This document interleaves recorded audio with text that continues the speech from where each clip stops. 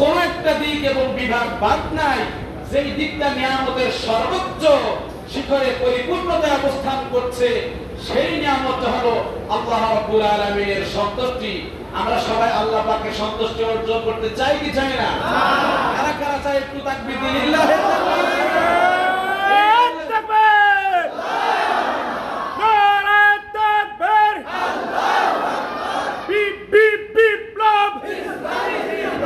সারা বাংলার ভবিষ্যৎ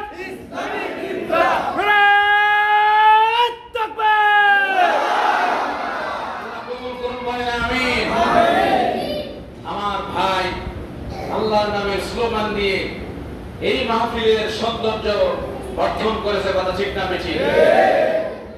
আল্লাহ পাক রব্বুল আলামিন কোরআনুল কারীমের মধ্যে ঘোষণা করছেন, দুনিয়ার কোন নাম এবং বাম তথাকথিত মানব রচিত আইন প্রণয়নকারী কোন নেতার নামে কোন তাকবীর হবে না। তাকবীর হবে রাব্বাকা ফাকাব্বির, যিনি তোমাকে সৃষ্টি করেছেন সেই রবের নামের তাকবীর হবে, কথা ঠিক কিনা মুসলমান? আমরা দুনিয়ার কোন মানুষকে নেতা মনে করি না, কথা ঠিক কিনা? আমাদের কার্ল মার্কস, লেনিন, কনফুসিয়াস, জাতীয়তাবাদ, আমাদের কার্ল মার্কস মতাদর্শ, পুঁজিবাদ সমাজতন্ত্র আমাদের মতাদর্শ না, আমার আপনার মতাদর্শ রাসূলের মতাদর্শ, কথা ঠিক কিনা? নেতা হিসেবে আমরা কাউকে মানি না রাসূল ছাড়া, কথা ঠিক কিনা? স্লোগান একটাই, আমার নেতা তোমার নেতা, বিশ্বনবীর মুস্তাফা। আমার নেতা তোমার নেতা, বিশ্বনবীর মুস্তাফা। আমার প্রিয় ভাই, আল্লাহ কবুল করুন, বলেন আমিন। সেই রাসূল সাল্লাল্লাহু আলাইহি ওয়াসাল্লামের জীবনী এক মহা সমুদ্র, সমুদ্র যার আমরা কুল কিনারা খুঁজে পাই না, কিন্তু এই সমুদ্রের অতল গভীর আর বিশাল আকার পানি স্তূপ, এটা হয়তো এক সময় শেষ হয়ে যাইতে পারে, কিন্তু বিশ্বনবীর জীবনী আলোচনা করে দুনিয়ার কোন মুফাসসির আর কোন আলোচক বক্তা শেষ করতে পারবে না। তার কারণ হচ্ছে মাইশা সিদ্দিকা রাদিয়াল্লাহু তাআলা আনহার কাছে একদল সাহাবী প্রশ্ন করলেন, হে উম্মুল মুমিনিন, আমাদের মা জননী বিশ্বনবীর জীবনীটা কেমন ছিল, তার চরিত্রটা আমাদের একটু বলে দিন। মাইশা বললেন, ও আল্লাহর নবীর সাহাবীরা, তোমরা কি কোরআন পড়ো না?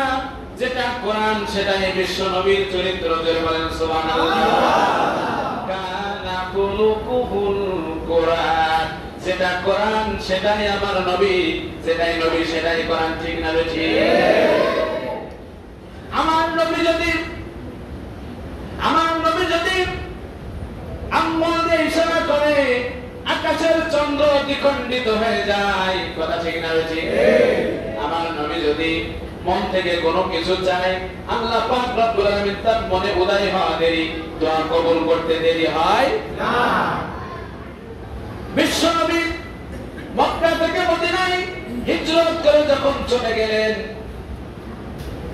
জোহরের নামাজ আদায় করতেছেন, বাইতুল মাকদাসের দিকে মুখ করে, বর্তমান ফিলিস্তিনের অবস্থা আপনারা সবাই জানেন না? সবথেকে কঠিন মুহূর্ত চলতেছে বিশ্বে, ফিলিস্তিন ইসরায়েল যুদ্ধ, কথা ঠিক না বেঠি?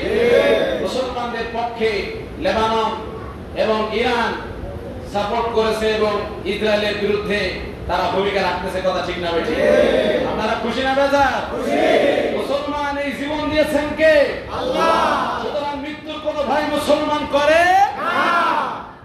সেই বাইতুল মাকদাসের দিকে বিশ্বনবী সাল্লাল্লাহু মুহাম্মাদুর রাসূলুল্লাহ, সবাই বলুন সাল্লাল্লাহু আলাইহি ওয়াসাল্লাম, ওই দিকে কিবলা করে নামাজ পড়ছেন। নবীজির মনের মধ্যে ইচ্ছা হয়, কাবার দিকে মুখ করে যদি নামাজ আদায় করতে পারতাম কত না সুন্দর হতো। এই কথা মনে হইতে দেরি আল্লাহ রাব্বুল আলামিন তার হাবিবের মনের ভাষা বুঝে সাথে সাথে আয়াত নাযিল করলেন। কি চমৎকার করে কোরআন জানিয়ে দিল, কদ নারা তাকাল্লুবা ওয়াজহিকা ফিস সামা। জোরে জোরে বলুন আল্লাহু আকবার।